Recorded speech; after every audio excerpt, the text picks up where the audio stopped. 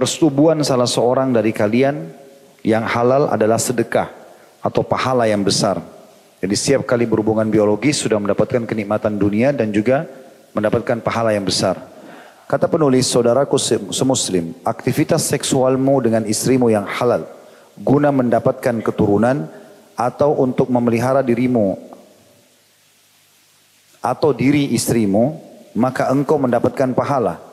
Berdasarkan hadis yang diriwayatkan oleh Muslim dari Abi Dzar radhiyallahu anhu bahwa sejumlah sahabat Nabi SAW berkata kepada beliau, wahai Rasulullah, orang-orang kaya telah mendapatkan banyak pahala, mengalahkan kami. Mereka melaksanakan solat sebagaimana kami solat, mereka berpuasa sebagaimana kami puasa, dan mereka dapat bersedekah dengan kelebihan harta mereka yang kami tidak bisa lakukan itu. Maka Nabi SAW bersabda, bukankah Allah telah menjadikan untuk kalian apa yang dapat kalian sedekahkan selain harta? Setiap tasbih yang diucapkan subhanallah dihitung sedekah. Setiap takbir Allahu Akbar adalah sedekah. Setiap tahmid alhamdulillah adalah sedekah. Setiap tahlil la ilaha illallah adalah sedekah.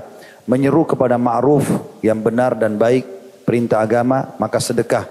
Mencegah dari mungkar, pelanggaran-pelanggaran agama adalah sedekah. Dan persetubuhan salah seorang dari kalian dengan istrinya atau pasangan halalnya adalah sedekah. Maka para sahabat bertanya, wahai Rasulullah, apakah salah seorang dari kami melampiaskan syahwatnya akan mendapatkan pahala? Maka beliau bersabda, bagaimana pendapat kalian seandainya dia melampiaskan syahwatnya kepada yang haram, zina? Apakah dia mendapatkan dosa? Maka demikian pula jika ia melampiaskannya kepada yang halal, maka dia mendapatkan pahala.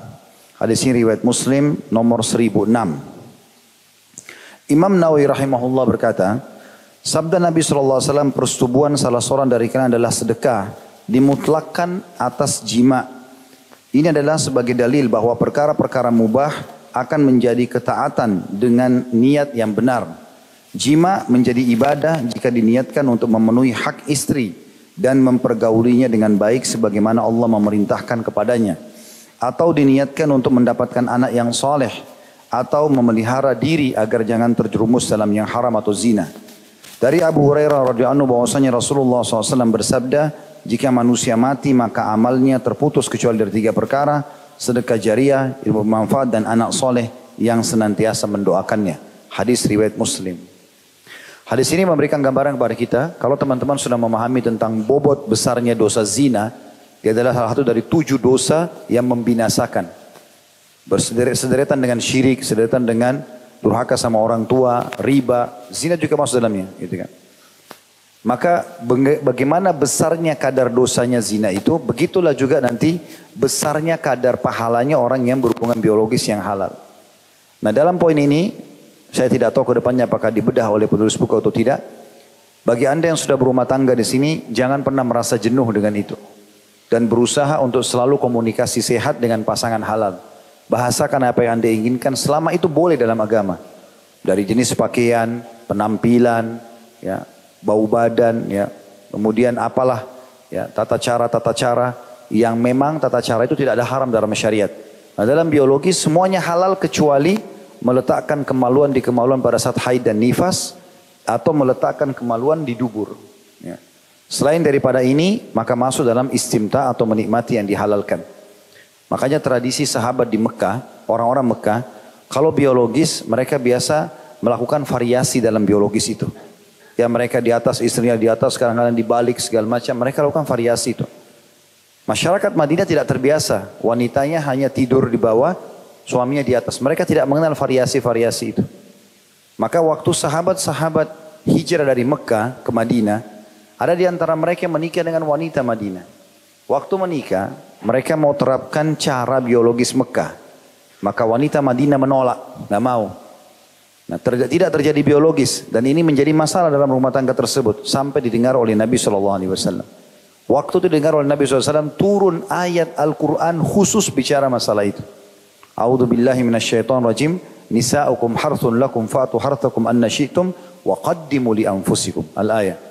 Istri kalian adalah ladang kalian, datangilah semau kalian. Silakan bervariasi. Allah turunkan Al-Quran begitu. Ya, dan dahulukan diri kalian.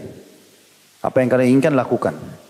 Maka sudah semestinya kata ulama bagi suami istri menutup semua pintu syaitan dalam masalah ini, memunculkan bau badan, memunculkan bau mulut, memunculkan kata-kata kasar, menghilangkan gairah pasangan, ini semua dilarang dalam agama. Sebaliknya, membangkitkan semua itu adalah hal yang dibolehkan. Ada sebuah asar yang disebutkan oleh sebagian ulama, kata Nabi SAW, istri ahli surga, istri yang justru bisa membangkitkan syahwat suaminya. Kalau dalam hadis sahih, Nabi SAW mengatakan, sebaik istri atau istri ahli surga adalah istri yang kalau kau lihat kepadanya, kau akan senang. Makna senang, senyumnya, penampilannya, ya, bajunya, bau badannya, segala macam, masakannya, apalah tutur katanya, semuanya menyenangkan. Dan kalau kau perintahkan, dia mendengar. Ya. Jadi dalam masalah ini harusnya ada kiat-kiat yang dilakukan gitu kan. Saya pernah mengadakan pelatihan manajemen rumah tangga Islami. Saya bagi menjadi 10 materi, manajemen rumah tangga Islami 1 sampai 10. Manajemen rumah tangga Islami 1 dan 2 itu umumnya membaca masalah, membahas seperti ini. Definisi nikah lah, hak dan kewajiban dan seterusnya. Manajemen rumah tangga Islami 1. Manajemen rumah tangga Islami 2 saya membahas tentang hak anak, nama-nama yang baik, akikah, tahnik dan seterusnya. Kemudian juga saya membahas tentang masalah bakti sama orang tua dan hak kerabat. Di manajemen rumah tangga Islami 3 sampai 10, 7 kali, 7 tema itu semuanya judulnya kiat-kiat mempertahankan rumah tangga. Di antaranya adalah menikmati dan memperindah biologis itu. Karena Allah halalkan.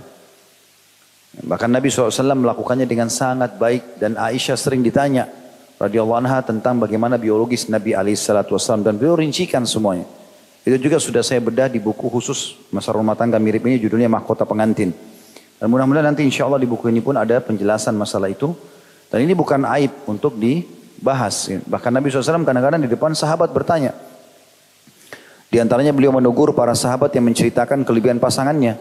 Beliau mengatakan, sesungguhnya orang yang paling buruk kedudukannya di sisi Allah pada hari kiamat adalah orang yang atau seorang suami yang telah menggauli istrinya. Kemudian istri telah menggauli atau mendatangi suaminya, lalu keduanya menyebarkan perbuatan itu. Lalu Nabi SAW juga bilang, mungkin seseorang di antara kalian mengucapkan itu. Misal seorang suami mendapatkan istri yang sangat memuaskan dia. Bau badan lah, senyumannya lah, pelayanannya lah, segala macam termasuk biologisnya. Lalu kemudian dia cerita sama teman-temannya laki-laki yang lain. Oh, istri saya itu begini dan begitu. Kata Nabi SAW, mungkin seseorang dari kalian mengucapkan itu. Kelebihan pasangannya. Atau seorang perempuan begitu juga. Suaminya sangat memuaskan. Lalu dia cerita-cerita tentang suaminya begini, suaminya di depan teman-temannya. Maka kata Asma binti Yazid radhiyallahu anha, betul ya Rasulullah. Laki-laki melakukan dan perempuan melakukan itu di Madinah. Kata Nabi SAW, jangan kalian lakukan itu. Karena seperti perumpamaan orang seperti itu yang menceritakan kehebatan pasangannya dalam biologis. Seperti syaitan laki-laki ketemu dengan syaitan perempuan di jalan.